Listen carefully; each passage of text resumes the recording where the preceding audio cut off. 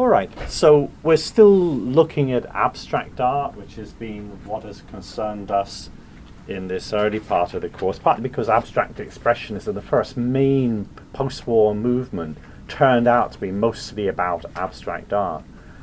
So I'm going to follow through today that theme. I'm still talking about abstract expressionism, in fact, but I'm going to move gradually beyond that and look a little bit at some later abstract art in less detail. I'll be much more selective as we move towards the present, but I'll just give you some idea of where abstract art has moved in later decades. It's not a theme we'll completely abandon for the rest of the course, but you know, I want to move on to other topics pretty soon. But I'm going to follow it through towards the present, which is a tactic I'll use in other lectures. I'll introduce some movement, some tendency in post-war art, and then I'll follow through with later work that is a little bit similar to give you an idea. Okay, so the last of the real kind of founding generation of abstract expressionists that we hadn't looked at yet, we're just going to look at now, and that's Clyfford Still, born 1904, lived through to 1980. Yeah, in some ways he was one of the first of that founding generation to discover his mature style, to come to his kind of abstract, mature idiom, which you already see more or less in this work of 1941. So it's already a pretty reductive abstract work. 1941-2-C is the title of the work.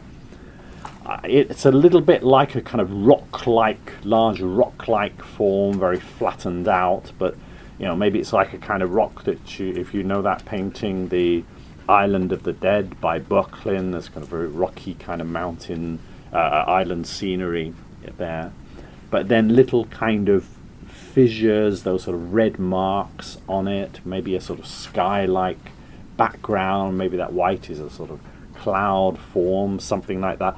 I think a lot of his works I would take as kind of in a landscape format. They're not really still lifes, they're not portraits anyway. If you look at the traditional genres, they're not history paintings either. I would say basically they're kind of landscape-like, even though in their abstractness they don't really want to refer to particular things in a real landscape. This is another quite early work by him, July 1945 R. Most of his works have these very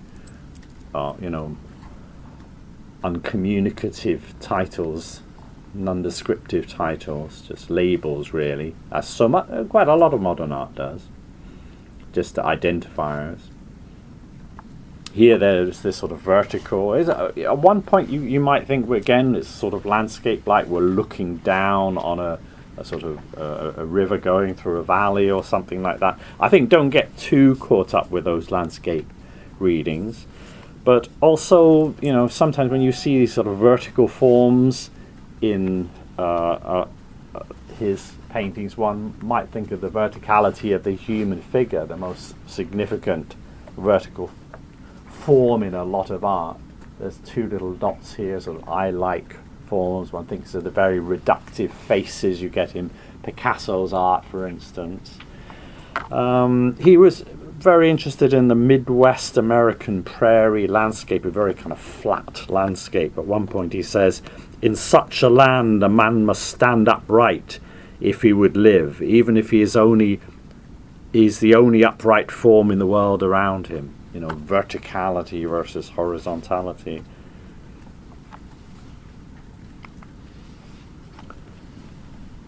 This is 1947 G of 1947, obviously. This is a point where he's starting to produce works that really have more of his signature style. I mean, it was already there in a way, but I would say it's often made up of these rather ragged forms that are hard to identify. It's hard to say that they are figures or objects of any identifiable nature. In fact, they resist resolving into a sort of gestalt, a kind of fixed image of something. They want to retain their abstractness. They have a kind of sort of torn quality to them, rough-edged. They're not sort of comfortable, settled forms, and they don't sort of easily dialogue one with another. They're not. There's not some easy kind of architectural, compositional dialogue between the forms, the kind of interlocking forms that you might find from the vocabulary of Cubism, for instance. They engage with each other, but they don't really. Almost like torn-edged forms. I would want to say. Sometimes they have a certain kind of deliberate crudity to them, a thickness of paint. Often he's applying the paints in a lot of these works with a palette knife rather than with a brush. It creates a certain kind of surface, textured surface. Again, there are these sort of marks that sort of activate the red, kind of like fiery mark, the yellow one as well.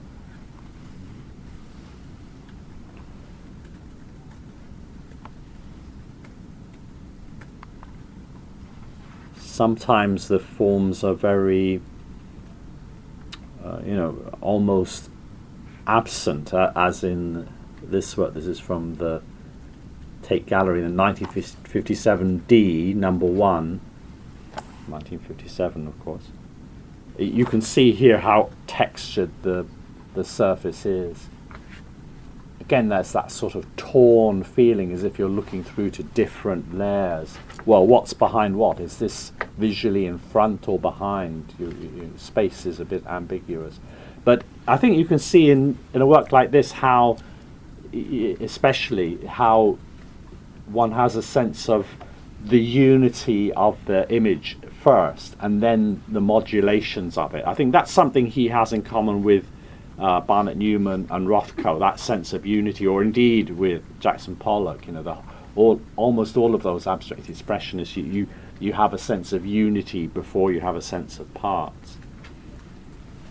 It's an engagement, as with Rothko and Newman, perhaps with the notion of the sublime, the kind of awe-inspiring scale of some parts of the American landscape. The sublime is something picked up in European romantic artists like Turner and Friedrich that I introduced when I was talking about Rothko, but it's also there in certain American artists who try to find ways to represent the American landscape.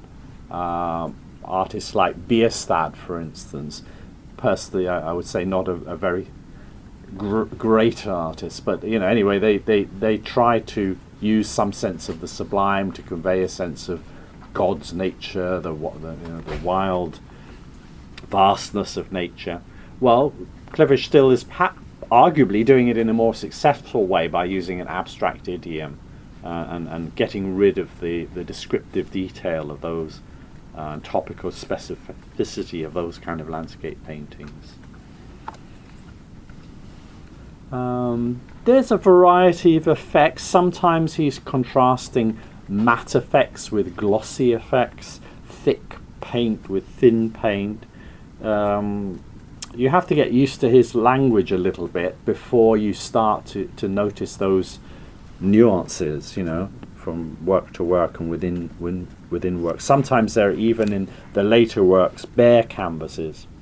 He was perhaps the first to really start using large scale in his canvas size of the abstract expressionists. That became a characteristic of most of their work, but especially I think he started it first.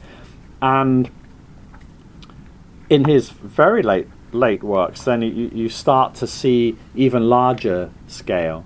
I think this is well, not that late, actually, 1960s. The later works than this, you often get, this is Untitled of 1960,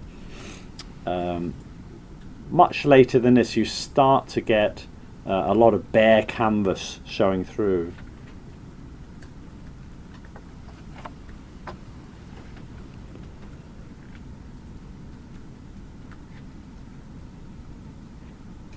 Form seem to kind of fight against forms, not in a direct binary way, but there's not quite a acceptance of living harmoniously side by side. Everything is sort of kept alive in that way. When I was talking about Rothko, I talked about how he was very interested in the context in which his work was exhibited, and sometimes refusing to exhibit because it wasn't the right context. Well, Clyfford Still was even worse than that, to the point where he almost sort of destroyed his place in the history books as a result. He refused, for example, to have his work in various multiple artist shows, because he didn't want his work kind of in the context of those other artists' work. And he refused an opportunity to represent the United States in the Venice Biennale in their national pavilion, which would be a great thing for most artists' reputation. I had someone told me a story. One of an art collector. Well, he was an artist himself, in living in New York State, on Long Island, in fact, and. He had bought a work from Clyfford Still, and Clyfford Still was sort of living as a guest next door or something like that. And one day when he was out, Clyfford Still came in and cut his canvas out of the frame that it was in and took it away, because he decided this guy wasn't a suitable person to be owning his painting. It wasn't the right environment for his painting to be living in. And when he because of this kind of attitude, most of his works were in his estate at his death, and he'd said, "Oh, I will give the estate to any city in America that will set up a museum just for my art." And he prevented people even reproducing his works in articles about him, so his scholarly reputation was affected. And it took a long time before someone took up that offer, and eventually now, since 2011, there has been a Clyfford Still Museum in the city of Denver, Colorado. And so finally his reputation is starting to come back, and so his works are included in the show at the Royal Academy of Abstract Expressionist work that's just opened. So people are starting to be able to include him in the story. But 90% of his total output is in his estate, so for 30 years or more, there was a time when you just couldn't see the works, let alone engage with them. There's just a few works that happened to have escaped into museums before that time. This one, I think, is in the Albright Knox Museum in Buffalo. I think I saw it there. This is in the Tate Gallery. He signed his work sometimes with a signature. I don't know if we can see any here, but sometimes he would sign it with the signature Clifford, using his first name. And that immediately brings to mind Vincent Van Gogh, who signed his work Vincent. That's the kind of way he's thinking about himself as an artist. He'd spent time on the West Coast. He met Rothko there in 1943 in California. He moved to New York when he was age 46, but he'd already got his own style by then. This has got a very, sort of sky blue color, but a lot of his colors are very earthy. I would say, siennas. These kind of literally earthy colors.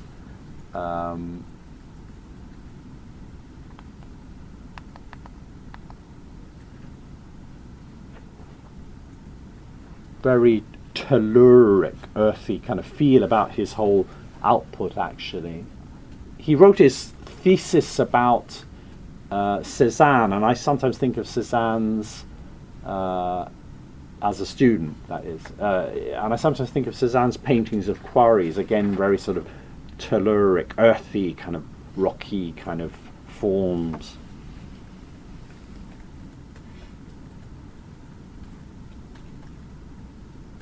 He says the best works are often those with the fewest and simplest elements, until you look at them a little more and things start to happen. So a recipe for a certain kind of reductiveness, but then within that, smaller details start to appear as you spend time looking at it. Oh yes, sorry. So yeah, here's an example of his later work.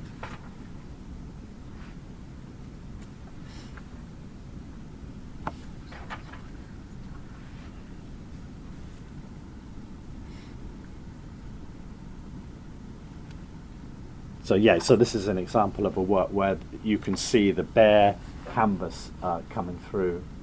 It's white on white, so very raw kind of feel.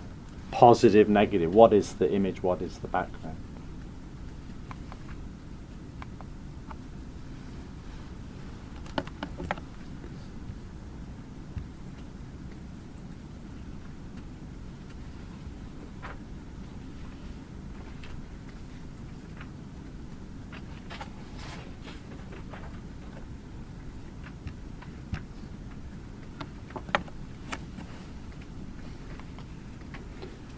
Moving on to artists who might be thought of more as second generation abstract expressionists. This is Robert Motherwell. So I'm going to look at them in slightly less depth. We'll move from artist to artist more quickly. And this will be a kind of tendency now. I've been very sort of kind to you to spend quite a lot of time on some of the earlier artists, especially we did that with Jackson Pollock. But as now you're very experienced, you've got your grounding, you've had time to do background reading. So I'm going to be a little bit less kind with you. I'm going to move a little bit faster and assume that you can run along to the pace. I'm sure you can. So Motherwell, he's most famous for this series of works called the Elegies to the Spanish Republic. So this is number 25 of that series, 1954 to 8 is the date of it. And these are the Spanish Republic. This refers to the Spanish Civil War. So he's looking back a couple of decades really to the Spanish Civil War as the event that happened just before the Second World War. It was a kind of preliminary skirmish with fascism before the Second World War itself broke out. And his sympathies are with the Republican side, who were defeated by the fascists. The bigger story of the Second World War is fascism's rise, but then fascism's defeat. But in Spain, the story was the other way around, that the fascists, Franco, they won, and actually they stayed in power, well into the 1970s and so forth. I can't remember the exact date. Maybe even to 1980 or something, but it's a very different story. It's a negative story, or a story of defeat, so a tragic story. That's maybe the important thing to remember, something that has a dark side, not just a positive side. It's so elegy, something that a song sung or a poem written for mourning in a way.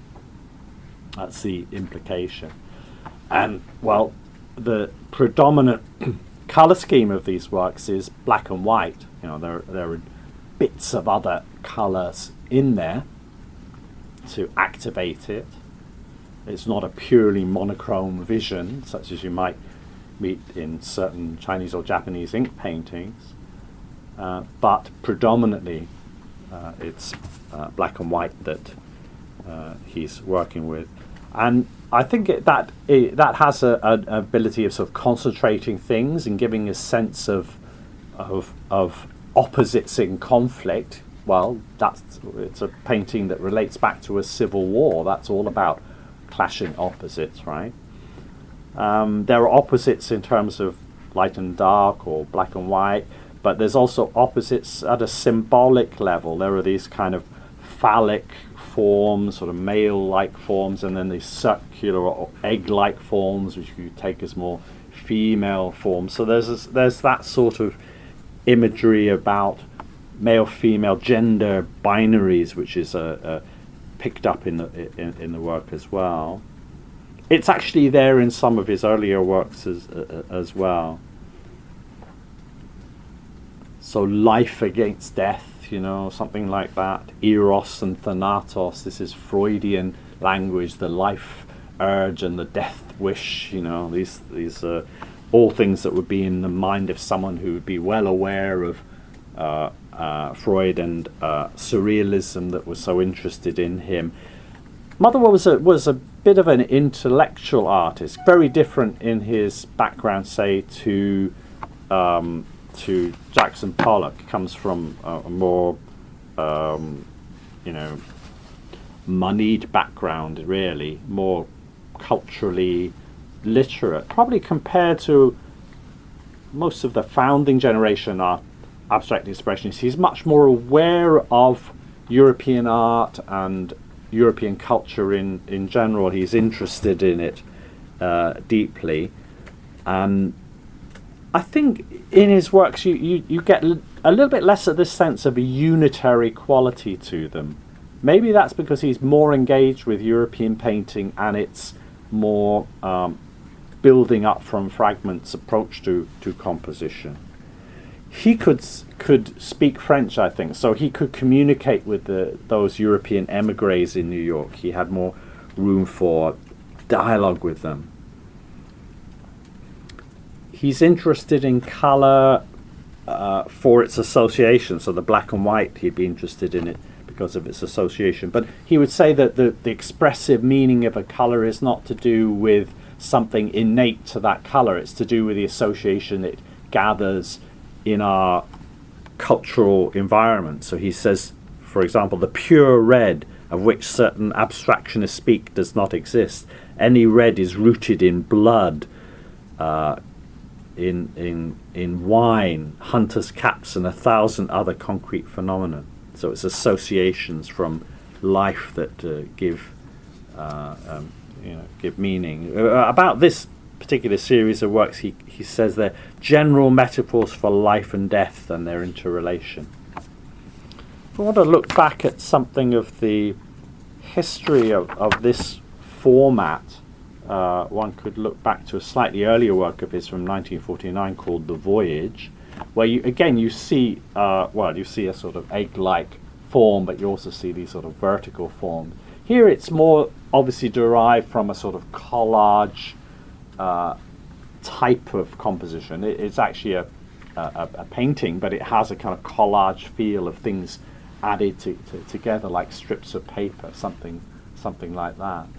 But the compositional format that is there in the Elegies series is already visible in this work. And if you want to say where this comes from, I think you could go even further back to something like this Matisse painting, The Bathers by the Stream or River.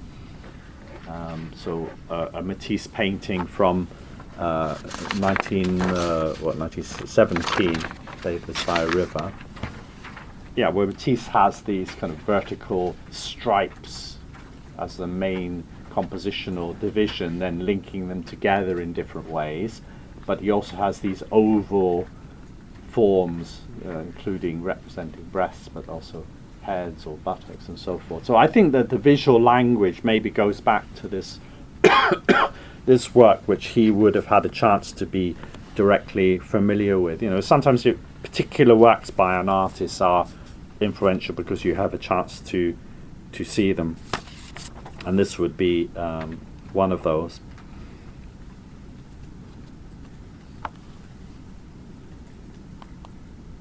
Stylistically also, I think another influence is Chinese and Japanese ink painting. He's one of the many artists who are interested in that.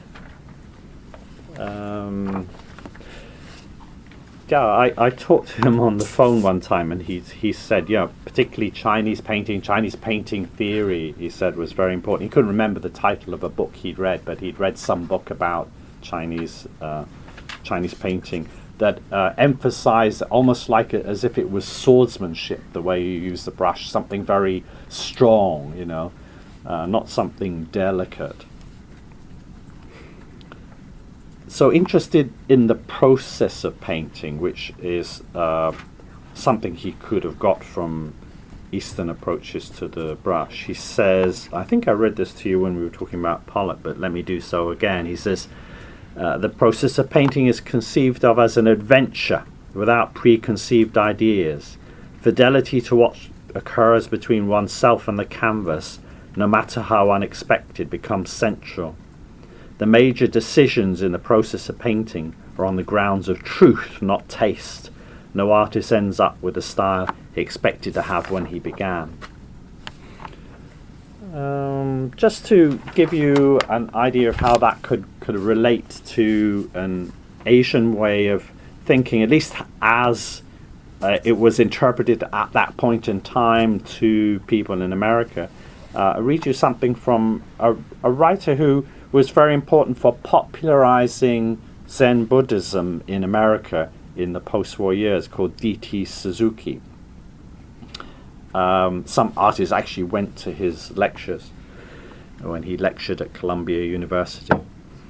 He say things like this: life delineates itself on a canvas called time, and time never repeats. Once gone, forever gone. And so is an act. Once done, it is never undone. Life is an ink painting which must be executed once and for all time, and without hesitation, without intellection, and no corrections are permissible or possible. Life is not like an oil painting which can be rubbed out and done over again and again until the artist is satisfied. So there's a sort of metaphor of a kind of East Asian approach to the brush as more appropriate to how we should think that life is,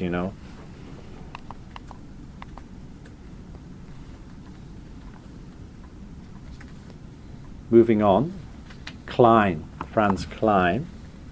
Again, second generation abstract expressionist, you could say. And he comes to his abstract style all of a sudden. I suppose that's the thing. Once other artists like Pollock or Rothko, they had a long struggle to go through to find their abstract idioms, but once they'd beaten the path and created these abstract expressionist range of abstract expressionist styles, then other artists could, straight from art school, could suddenly become abstract painters. It becomes, but funnily enough, they had to find their own beginnings of abstraction. They couldn't use the solutions that artists in Europe like Kandinsky or Mondrian had used. They couldn't take on their solutions. There were American artists who did paint in the style of Mondrian, but they were not the interesting ones, it turns out. They were just the kind of followers of the European. They didn't really come up with it. There used to be artists like Harry Holtzman, for instance. But, they're not the really significant artists. So Klein, again, there is a sort of East Asian feel about his brushwork to some extent. He kind of played it down, and some people think that is because there was a certain kind of pressure on you to be American. You had to kind of to show that you were American, and somehow to it's okay to be influenced by Europe as long as your style moves beyond the Europeans and you're like the next stage after the Europeans. That's all a good thing. But to be too interested in Asia, that be a sort of weakness in a way? You're not American enough or strong enough somehow. Anyway, it was something that a lot of artists seem to want to play down, and maybe Klein was one of those. I think there's more of a dialogue with East Asian brushwork than he would admit to. Certainly, like in Japan, people liked his works. They saw some kind of connection to what were their concerns. Again, his early works, like those Motherwell Elegy series works are predominantly black and white. Colour comes in later works. The earlier works, early abstract works, are more linear in this way. The later ones, then you may have sort of sheets of paint coming in. I don't really have time to show all that, but there's so much we could talk about, but I'd rather introduce a few things to you. I mean, there are whole abstract expressionist artists I won't even mention, like Sam Francis, the great abstract expressionist artist who has a show in the Pearl Lamb Gallery in Central at the moment. But I don't even have time to mention him, but you can go and see. The beginning of his this sort of style, it came from he made a lot of very quick drawings on actually the paper he used was a telephone directory. Actually, people of your generation, do you even know what a telephone directory is? Because everything to you is online and digital, right? But in the old days, before there was the internet, if you wanted to know a phone number, you had to look it up in a big, thick book, which the phone company would give to you. So he had a bunch of those, and he was drawing on each page, very cheap source of paper, very simple, absorbent paper. And some of them would work, some of them wouldn't. And then he would put them into what was the predecessor of this kind of machine, where you can put something in and then project an image of that on a larger scale. So he was basically blowing up smaller images to large scale, and then then sort of copying them into paintings. So small brushed works become large paintings. So a gesture made at one scale then is reproduced at another scale. And I think you can see that these marks aren't made just by one brush gesture. They're actually constructed of larger larger things, constructed of many gestures, but they have a kind of gestural quality of their own. But that's a slightly sort of manufactured sense. And I think the imagery of his works, it's different from Motherwell has this kind of organic associations to the human body, but I think with Franz Klein the associations are more to the urban environment. We think of girders of bridges and things like that. It's a kind of very kind of urban kind of association, illusion that is there. Content is very hard to pin down in abstract art, of course, and one doesn't want to be too literal about these things. De Kooning has a good phrase about content. He says, content is a glimpse. Content, it's very tiny content, he says. That it's just a little sense of something. So blowing up as part of his creative process, creating gestures at one scale and painting them at another scale. Sometimes the white is not the background. The white can be painted in over the black as a colour. It's not just the primed white of the background, so that he makes the ambiguity between form and content. And in some of his works you can tell that the canvas has been orientated in different directions at different stage of the working process. Here there are drips coming down, giving you a sense of gravity, that this is the right way up. But in some works you get a sense that, photographic documentation, for instance, of works in progress in his studio can indicate that a work at one time it was at a certain orientation and then later it ends up at a different orientation. Not knowing what the final outcome is going to be until you get there.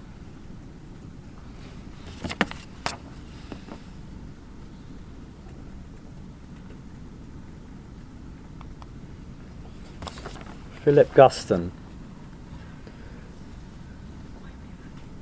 I could call him a second generation abstract expressionist, but actually he was a schoolmate of Jackson Pollock, out west, born in 1913. Sometimes people used to describe these slightly earlier works by him. This is just called Painting of 1954. By the way, the Franz Klein painting was called Mahoning, 1956.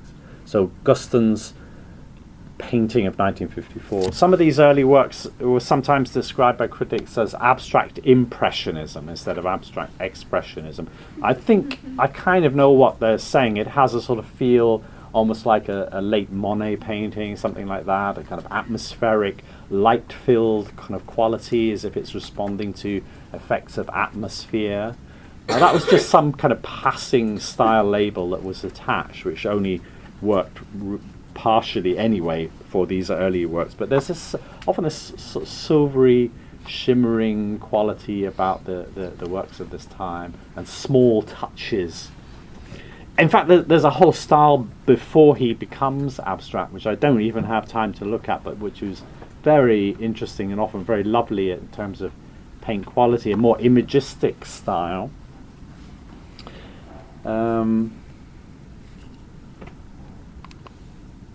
This is 1956, Voyage, 1956. Sorry, is that right? Yeah, 1956, Voyage. So, yeah, you have a sense of paint on top of paint, and very worked paint. You know, it's something you can do with oil paint. You can rework, because the paint won't dry too quickly. You can scrape out and work and add new paint and so forth. It's important for him, the working process, to everything should be done spontaneously. That is something that a lot of these abstract expressionists share, this interest in the authenticity of the process itself, getting the process right to get the right result. Here is how Guston himself talks about it. He says, "Where do you put a form? It will move around, bellow out and shrink, and sometimes it winds up where it was in the first place. But the end, it feels different, and it had to make the voyage."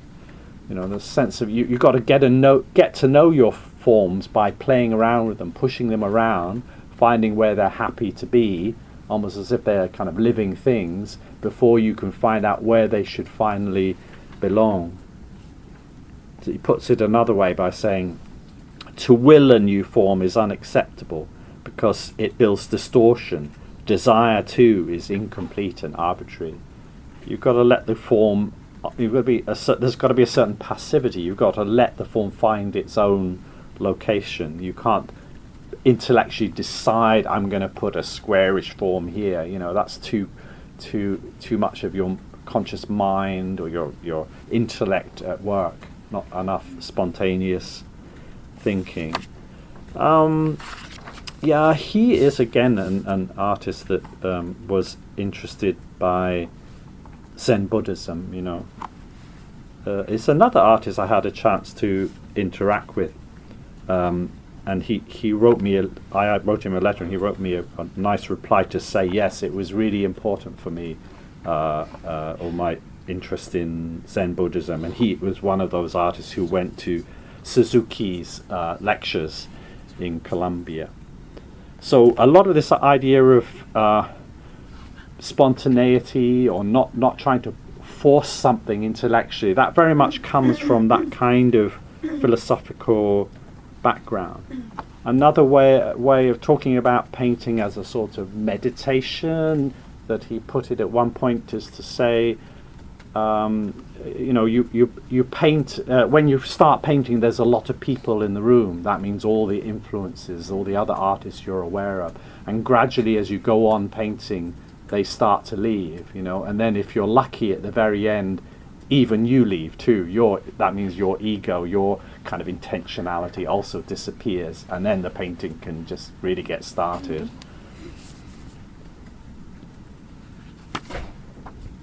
There's a very good biography of him by his daughter. I don't normally like biographies, but his daughter's called Musa Maya, and she writes nicely about his work.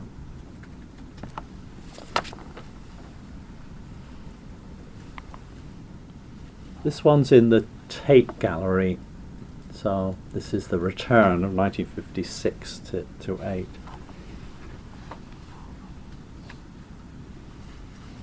You know, he had something to say about this at one point. He says,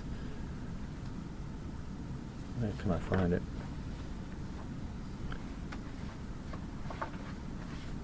Yeah, he said the forms in this picture were like figures who'd been away for some time and who were now returning, jostling each other a little as they came.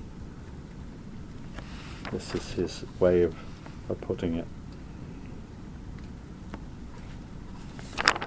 It's almost here to me like a figure in a Civil War, American Civil War uniform, something like that.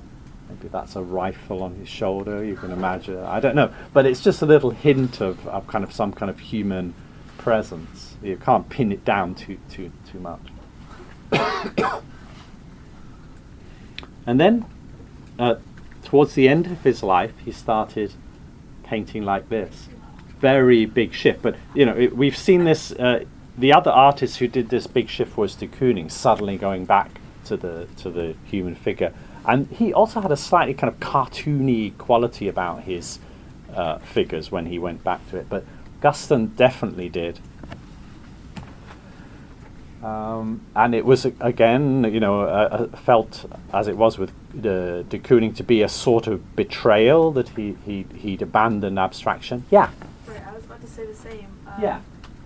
It's kind of ironic to me that he would claim to follow the ideology that like a form shouldn't be intellectually placed in a certain way, but like Yeah. when you return to figuration, I feel like that's kind of necessary, especially if you're creating something like this. It's got such a cartoon-like feel, and even like when you're creating like the brick wall in the background, like you have to very consciously be aware of where you're placing each line. Is he not being hypocritical at this point? Well, I would say hypocritical. You can change your mind, right?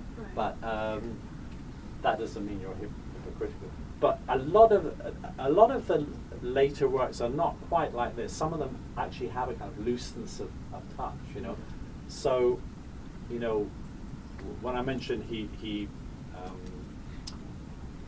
told me about his interest in Zen, he said, and even more so now, you know, talking about his late work, that it was important to him at that stage. So still he's saying the same way of making painting is important to me now. Because I haven't shown you his earlier work, maybe this looks more strange. But if you've seen his earlier work, then you know that some of the themes of the early work come back. For example, you know, the interest in the Ku Klux Klan figures that was there in his early work. He had an exhibition where the Ku Klux Klan came and, you know, busted it up. And they come back in the later works as figures, amongst others. He was Jewish, so his family name is Goldstein, Jewish name, changed to Guston, like so many people have their names changed when they arrived in America. Actually, he was born in Montreal, so in Canada. And I think this kind of imagery is a sort of resurfacing of a kind of, you know, the issues of the Holocaust and so forth. There's also all these sort of, you know, a whole bunch of shoes lying in a corner or something like that would be a kind of photographic image that when the camps were rediscovered after the end of the Second World War, when the Western troops went into those camps. You know, this kind of imagery of is like related to all that.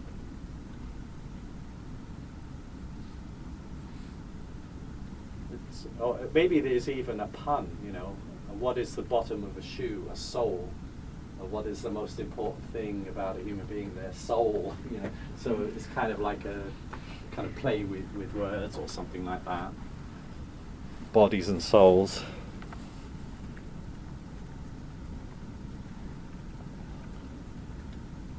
So historical memory coming back in, maybe, in these later works. But maybe there's a bit of historical memory here, if I'm right about this Civil War soldier. So comic book imagery. He was very influential on those artists of the 1970s onwards who started to go back to using images. That was a moment where abstraction really broke down, and a lot of artists went back to figuration. Often they wanted to use a rather sloppy or kind of popular culture influenced imagery. And Guston was a real sort of pathfinder for them in that.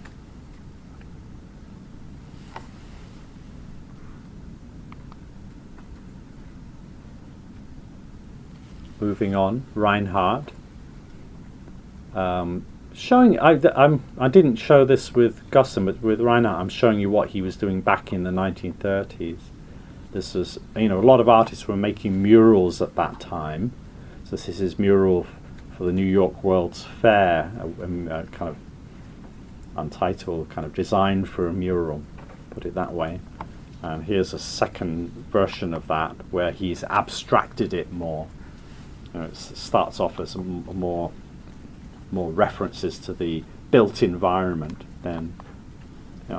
But it's really still within a kind of European Cubist tradition of composing from fragments, one against the other, form against form, balancing a whole derived from the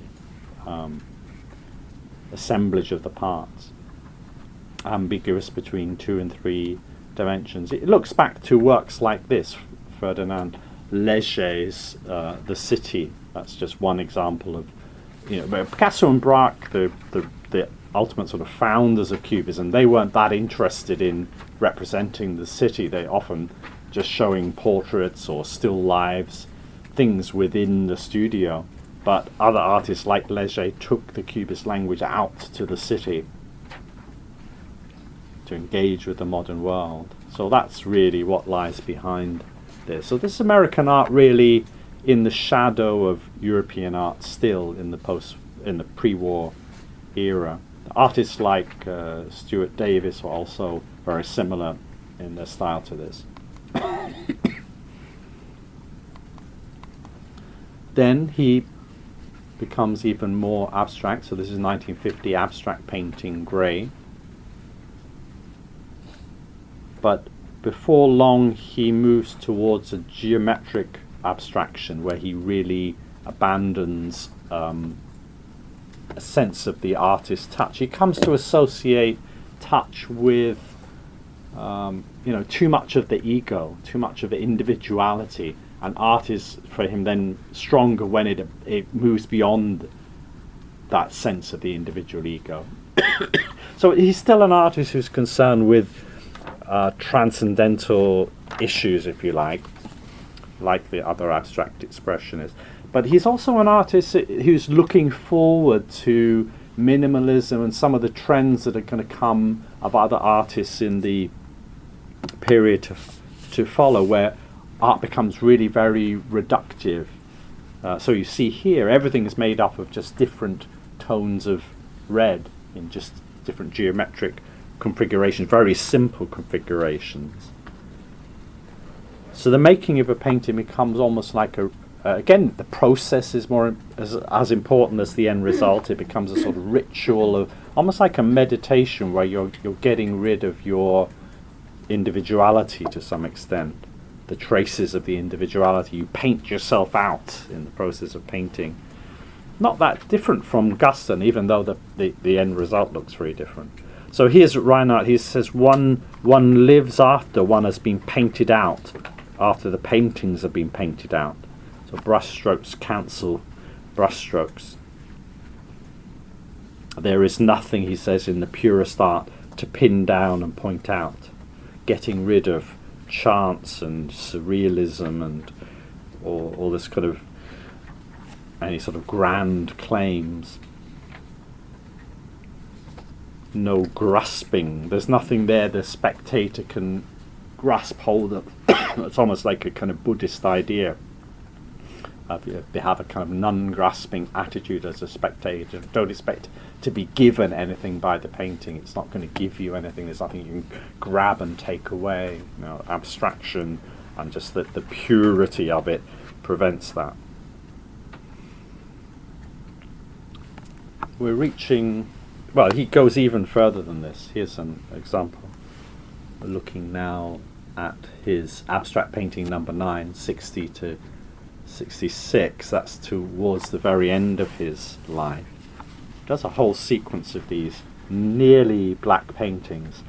It's partly a problem of looking at reproductions here, that we can't really get a sense of the actual phenomenological experience of looking at a painting like this by looking at a reproduction of it.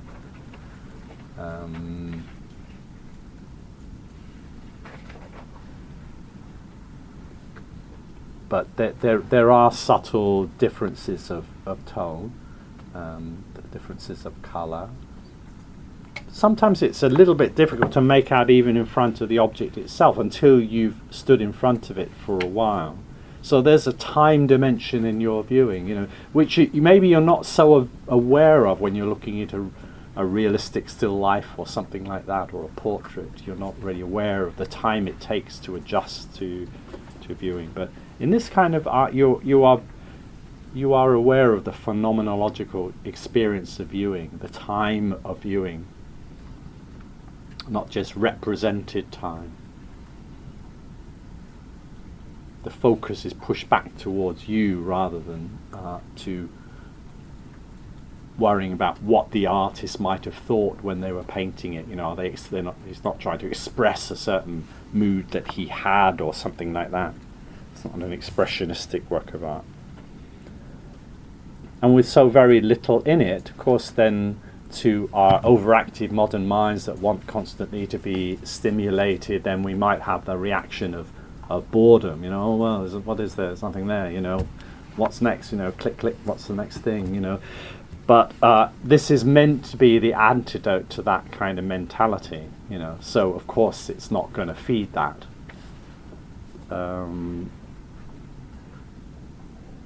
There's the composer John Cage, who also produces in music very minimal kind of works, says this. He says, "In Zen they say, if something is boring after 2 minutes, try it for 4. If still boring, try it for 8, 16, 32, and so on. Eventually one discovers that it's not boring at all, but very interesting." So this is all the sort of mentality, I think, that's here in the sort of late Reinhardt painting. If you have a problem with boredom, that's a problem of your approach. And when you get the right approach, the painting is going to reward you with its non-reward or whatever. It's not going to give you a present, but somehow it'll all work out well.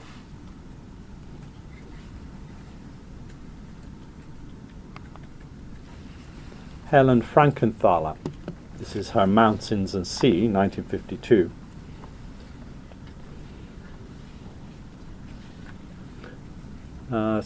I think I'm just showing you the one work by her, but it's her most famous painting. It has a kind of sense of mixture between drawing and painting. There are kind of areas that feel like wash, and there are areas that feel like drawn lines. It's an oil painting, but it has a kind of very watery aesthetic. It's almost like the aesthetic of a watercolor, but blown up on a very large scale.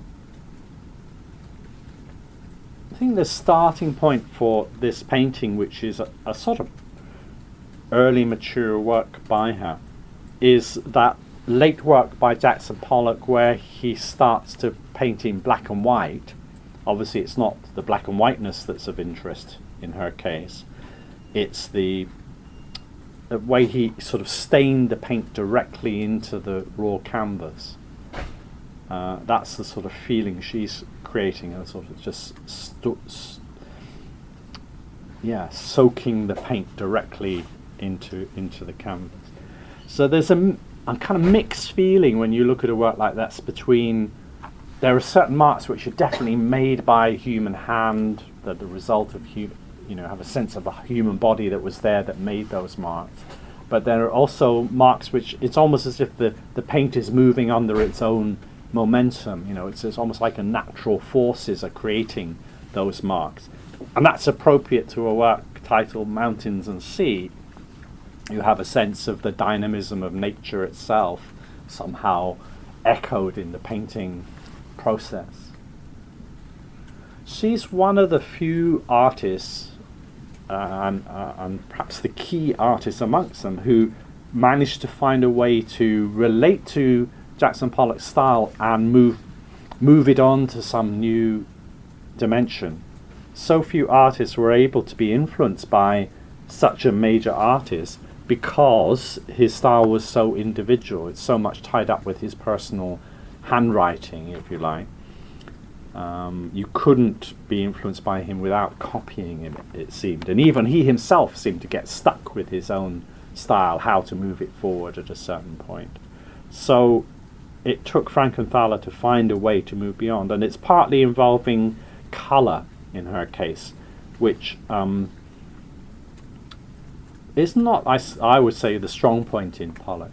Colour in Pollock is usually to differentiate different skeins of paint, different in his web, but not that important in its own right. But Frankenthaler goes on to make colour very important.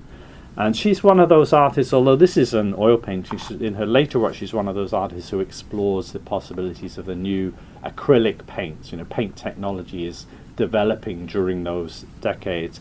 So in her later work there's often a very kind of watery feel. Acrylic can be a sort of water-based idiom. It's a very flexible medium. You can produce oil-like effects to some extent by using the gel mediums with it, but you can also produce more watery effects, and so she was able to use this.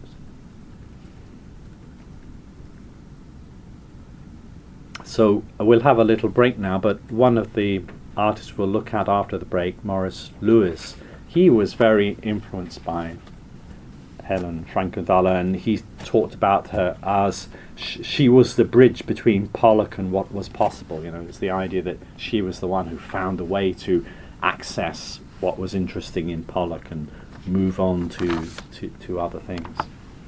So let's have a little break there.